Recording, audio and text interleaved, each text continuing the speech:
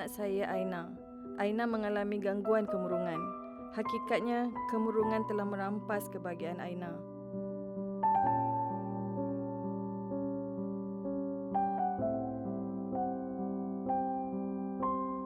Aina, walau apa pun yang Aina lalui, ibu sentiasa ada bersama Aina.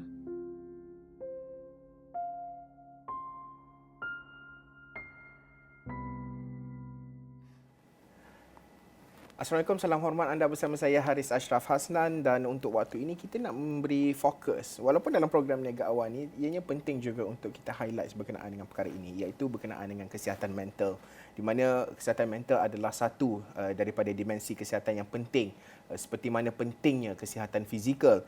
Dan kalau kita telitikan, kesihatan mental tidak boleh dipisahkan daripada aspek kesejahteraan fizikal dan merupakan salah satu komponen asas yang mencirikan definisi kesihatan itu sendiri.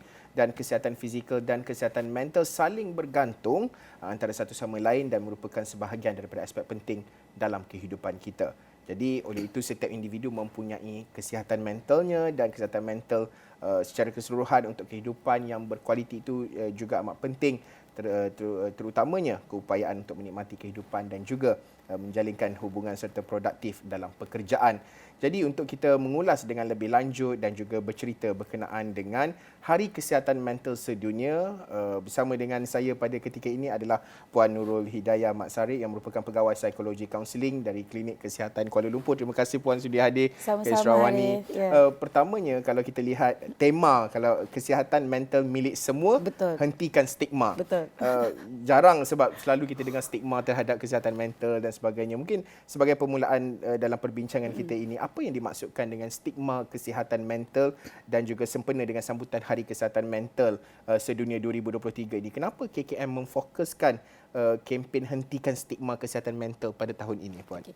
Baik Haris ya. Okay. Assalamualaikum warahmatullahi wabarakatuh. Dan kita berbicara soal kesihatan mental ni memang dia tak lari daripada stigma, Haris. Betul. Kan? Mana-mana pergi pun kita akan cakap tentang stigma. Apa-apa pun tentang stigma. Dan stigma ni sebenarnya merupakan, kita boleh klasifikasikan sebagai satu sikap, kepercayaan ataupun stereotip negatif yang diberi oleh seorang individu kepada individu yang lain, especially yang ada masalah kesihatan mental.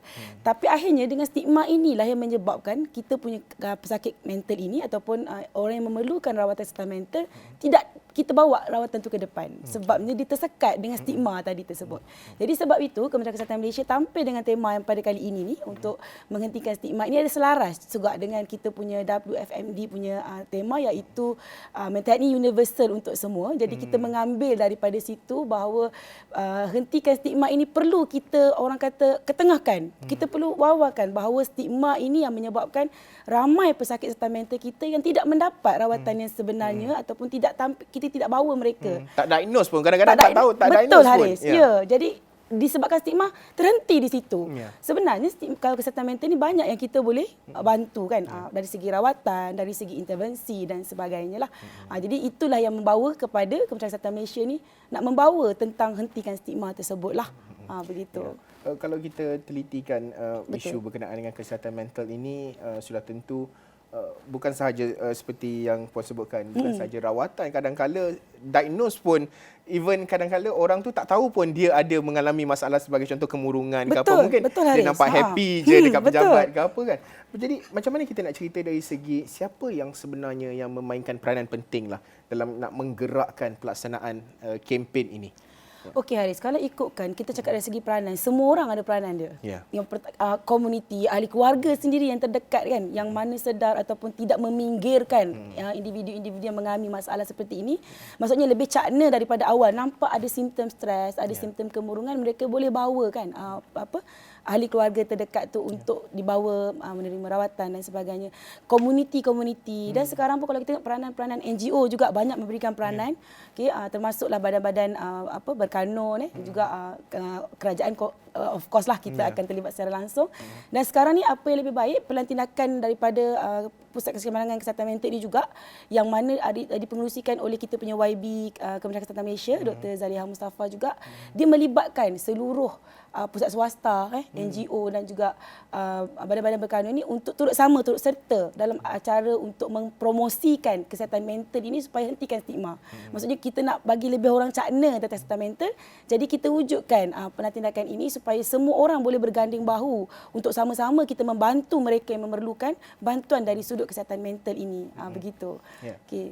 Kalau sebagai contoh, of course kalau di peringkat pejabat, saya rasa pejabat juga kalau kita cakap masyarakat, komuniti, NGO dan sudah tentu selalunya kalau di usia-usia orang yang bekerja ni, orang belia terutamanya yang sedang membina kerjaya dan sebagainya, banyak masa di rumah maupun di pejabat. Jadi pejabat juga antara faktor penting juga untuk ada grup lah yang nak menyokong dan juga menghentikan stigma itu. Betul. Sangat betul.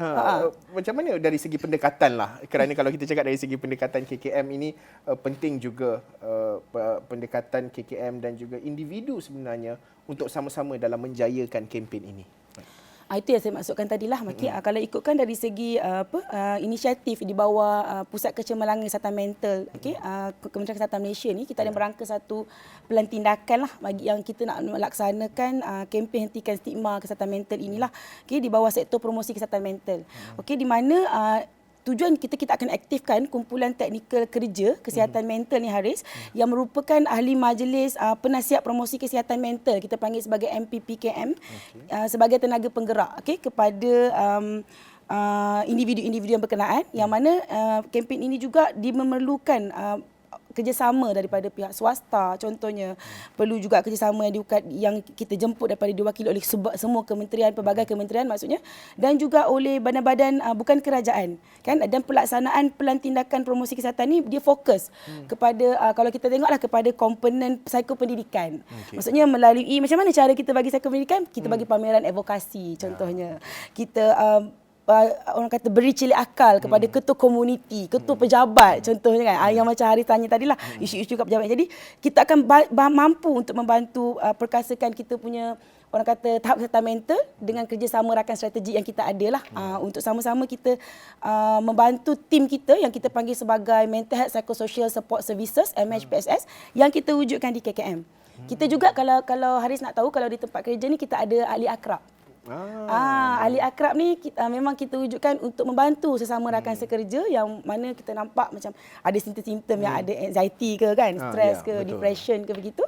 Jadi kita minta kita wujudkan memang ada ahli akrab ini yang kita lantik untuk mereka membantu kita di peringkat-peringkat pejabat dan di peringkat-peringkat organisasi dan sebagainya lah.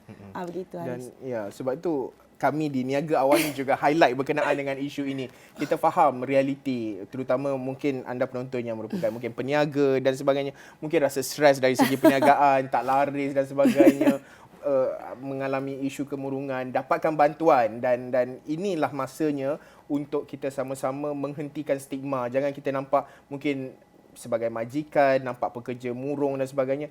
Banyak perkara-perkara yang boleh dilakukan dalam nak menyokong mereka untuk keluar daripada masalah kesihatan mental ini. Paling penting Haris, yang saya tambah sikitlah, yang paling penting memang ahli keluarga. Yang paling orang rakan terapat mereka orang-orang yang rapat dengan mereka ni yang kena betul-betul orang kata cakna dengan keadaan orang di sekeliling mereka lah.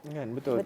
Bertanya kisah, are you okay kadang-kadang orang mungkin mengabaikan, nampak okey tapi sebenarnya tak okey. Okey, mungkin dari segi pesanan lah Puan kepada kepada orang ramai, terutamanya dari segi nak menjayakan objektif kesihatan mental milik semua, hentikan stigma ini. Kalau ikutkan, kita mengharapkan kempen kita ni mendapat sokongan penuh lah daripada semua individu.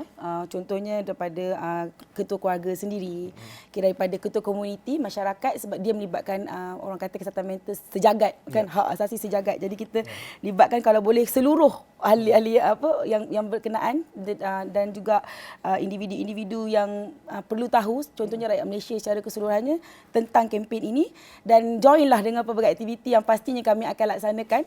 Peringkat Kesihatan Malaysia ni mungkin di peringkat-peringkat klinik kesihatan primer, di hospital-hospital berpakar contohnya dan juga kita ada juga di badan-badan bukan kerajaan yang menyokong segala usaha kita ni.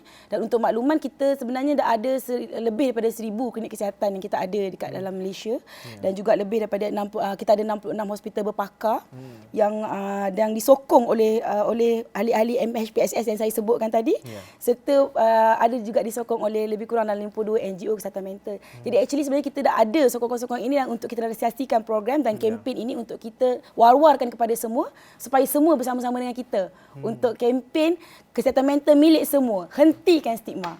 Begitu. Ya.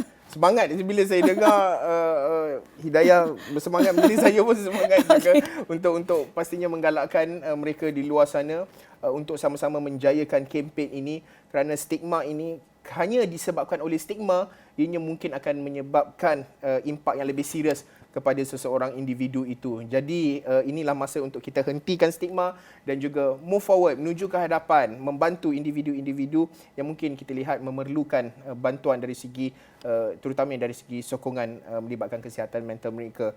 Terima kasih sekali lagi Puan Nurul Hidayah Mat Sarip, Pegawai Psikologi Kaunseling Klinik Kesihatan Kuala Lumpur. InsyaAllah di masa-masa akan datang kita bersiaran lagi, dan juga mungkin di program-program di lapangan kita boleh turun sama-sama berjumpa di lapangan, menjayakan banyak sebenarnya program-program yang telah pun disusun atau akan kami wawarkan dari semasa ke semasa.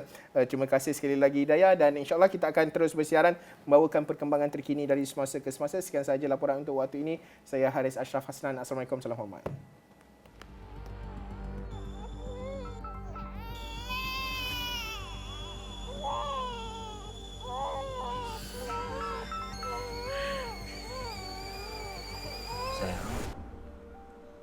Saya tak keseorangan.